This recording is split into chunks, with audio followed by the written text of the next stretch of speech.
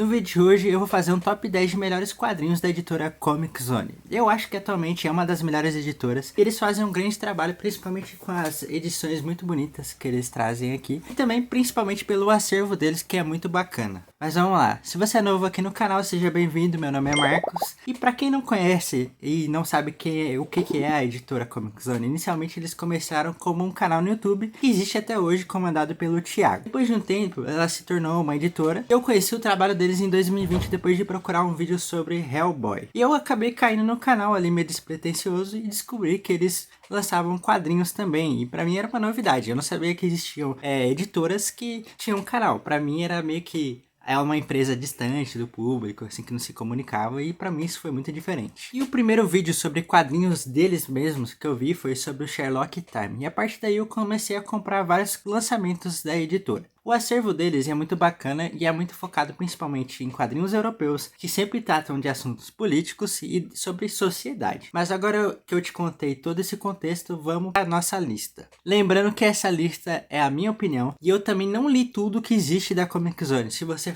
for falar um lançamento talvez de agora, eu não li. Vou mostrar só para vocês saberem, eu li todos esses lançamentos aqui, tudo isso aqui, para fazer esse vídeo. Em 10º lugar eu vou colocar Nem Todo Robô, do Mark Russell e do Mike Deodato. Do acervo da editora, esse talvez seja o quadrinho mais puxado para os cómics americanos. Aqui a gente vai encontrar uma história de um futuro distópico que existe uma economia automatizada, ou seja, os robôs tomaram o lugar dos humanos em alguns trabalhos. E a gente vai acompanhar um robô que está cansado de trabalhar e quer matar a própria família que era para ele cuidar. Esse quadrinho ele faz um grande paralelo com a nossa realidade, com a situação do capitalismo que, com suas cargas de trabalho excessivas, fazem as pessoas chegarem ao seu limite. É um quadrinho muito bom, com a arte incrível do Mark Deodato.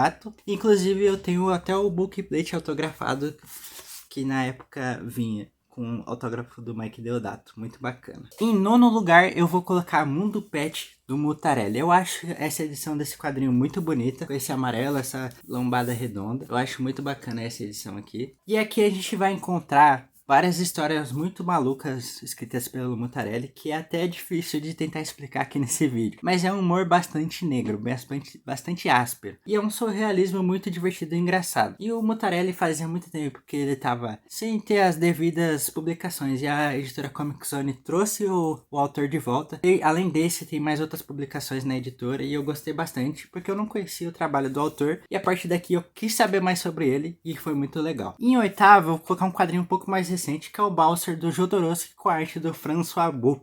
Eu achei essa história bem pé no chão, comparada com as outras obras do Jodorowsky. Tem também bastante maluquice, mas é um pouco menos do que o comum. Uma história de faroeste que durante a prisão de alguns bandidos, algumas pessoas vão ser mortas. Uma jovem indígena que estava grávida, para ser bem específico. E para isso o Bowser, que é o personagem principal, ele vai ter que atravessar o deserto até essa super prisão para buscar o assassino que é filho do chefe da prisão. E aí ele vai ter várias dificuldades porque ele tem que prender esse garoto, que é um cara lá meio esquisito, para levar ele até a justiça pelas mortes que ele cometeu na cidade do Bowser. Mas ele, durante essa procura por esse bandido, por esse cara que fez o assassinato, ele vai descobrir que não vai ser muito fácil levar ele para a justiça, porque tem muita coisa errada naquela prisão, e é uma história que tem uma ótima fluidez e é tão boa que eu li rápido e nem percebi. E eu gosto muito da arte do François Buck porque eu acho muito linda. E falando nele, eu vou colocar no meu top 7 o Boca do Diabo, que é do Book como Sharing. Aqui vamos conhecer a história de um jovem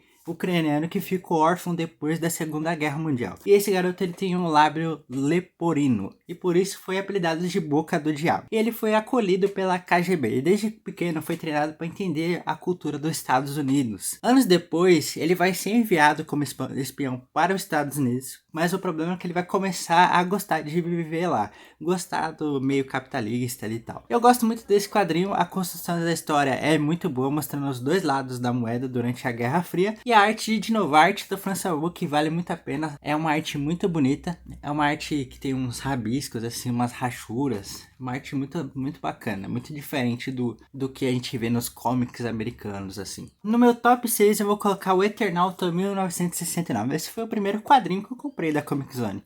Aqui a gente vai ter a dupla Osterheld e Brett. Aqui a dupla pega o herói argentino Eternauta e vai fazer uma releitura mais moderna, digamos assim. Aqui nós vamos conhecer o Juan Salvo, que estava vivendo tranquilamente com seus amigos, até que uma misteriosa neve cai em Buenos Aires. E todas essas pessoas que tocam nessa neve ou morrem ou desaparecem. Logo eles vão descobrir que é um ataque alienígena. E o Juan vai se tornar o Eternauta para tentar salvar a sua família e tentar descobrir quem são aqueles alienígenas. Essa história ela foi publicada durante a ditadura militar na Argentina. E se nós analisarmos um pouco mais a fundo, a neve é uma alegoria sobre as pessoas que sumiram durante esse período da ditadura, ou eram mortas pelos militares. Inclusive, o final precisa ser apressado desse quadrinho porque os militares estavam perseguindo o Osterheld. Inclusive, anos depois, ele acabou desaparecendo. E muito provavelmente foi morto pela ditadura argentina por ter escrito quadrinhos. É um absurdo isso. Uma coisa que eu quero comentar também é que o Brett ele tem uma arte muito diferenciada. A arte dele é quase como se fosse abstrata. É meio complicado de entender. Quando você vai lendo mais quadrinhos do autor, do artista, você vai entendendo melhor. Mas ele sempre gosta de experimentar muito. Gosta de utilizar vários tipos de arte, vários tipos de técnica. Eu sei que esse final ficou um pouco pesado por causa da história do Osterheld, mas vai ficar pior, porque no meu top 5 eu coloco A Grande Farsa, do Carlos Trídio com o Domingos Mondrafina. É uma grande história sobre horrores da ditadura. Vamos conhecer a história de um ditador que tem um relacionamento incestuoso com a sua própria sobrinha, e que finge ser uma virgem milagrosa, e um dia essa farsa vai acabar caindo. E ela vai precisar da ajuda de um policial para poder fugir do temido torturador conhecido como o Iguana. É uma história que chama atenção porque, apesar dela ter todo esse plano de fundo ser pesada, porque envolve tortura, envolve agressão feminina, apesar de tudo isso, é uma história divertida. E a arte é muito bacana também. E aí é um quadrinho grande, só que quando você vai lendo, você nem percebe, porque a história ela é muito boa e muito envolvente. Agora, pra gente aliviar um pouco do clima, que já falamos de ditadura, coisas horríveis, a gente vai falar um pouco sobre Poe em Casa, que é o meu quarto colocado dessa lista, do Michel Rabagliati. Comparado com os outros, é um quadrinho mais tranquilo, que não traz grandes discussões como os outros entregam, mas é uma história muito divertida e emocionante sobre o cotidiano do Poe. Uma das coisas que me chamam muita atenção nesse quadrinho é que eu não falo muito isso, mas eu sou formado em design gráfico e eu fiz curso sobre tipografia. E aqui o autor, ele faz muitas referências, porque o personagem, o Poe, ele também é formado em design, também gosta de fonte. Então ele traz histórias sobre as fontes, traz histórias sobre as tipografias, reclama delas. E várias reclamações que eu vi, inclusive, na faculdade, também já pensei em algumas vezes. Então esse quadrinho me pegou principalmente por esse lado também do design gráfico, que eu achei muito bacana. E não é só isso, o quadrinho também é emocionante, que mostra também questões como luto, também como as pessoas crescem, como o seu trabalho também muda. Então é um gibi sobre o cotidiano. Tem também alguns momentos engraçados dele reclamando dos vizinhos. É um gibi muito bacana. No meu top 3 eu vou colocar o Cidade do Jimenez e do Barreiro. É um dos quadrinhos mais divertidos que eu já li na minha vida. E aqui a gente vai conhecer a história do Jean, que depois de uma discussão com a sua namorada, ele vai acabar pegando um caminho diferente que ele nunca tinha pegado antes. E esse caminho vai levar ele a uma outra cidade. Como se fosse um teletransporte e ele parasse em outra realidade. E essa cidade ela é totalmente sem sentido. É como se fosse uma cidade, um grande experimento. Cada zona dela aguarda um perigo.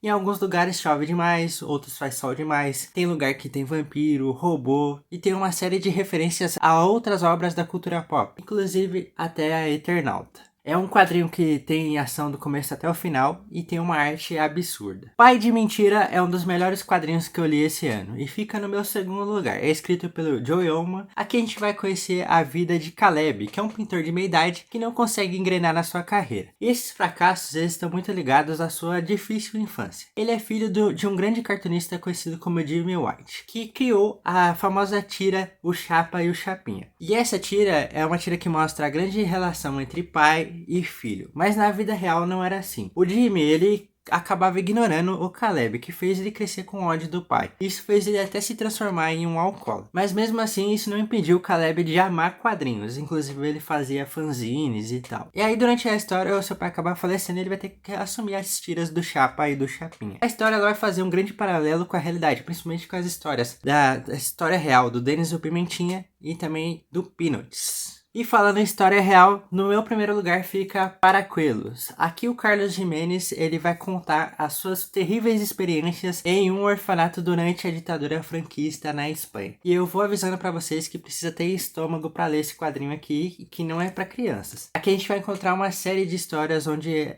várias crianças ali desse orfanato passam por várias atrocidades. E o momento de felicidade deles é raro. E saber que tudo isso é real deixa ainda o quadrinho mais pesado. É um quadrinho que o leitor fica aterrorizado a cada página que vai passando, a cada acontecimento triste que essas crianças vão passando. Mas apesar desse peso da história, ela é muito bem escrita e essas histórias elas são muito importantes porque fortalece a luta contra os horrores da extrema direita. Esse foi o meu top 10, eu quero fazer umas menções honrosas que durante o roteiro eu acabei esquecendo de alguns quadrinhos, mas Busca Vidas também é um ótimo quadrinho, escrito pelo Carlos Trídio e o Brett, é um quadrinho que eu recomendo também, conta a história desse cara aqui que fica basicamente anotando a vida das pessoas ali. É engraçado, mas é trágico, mas é engraçado.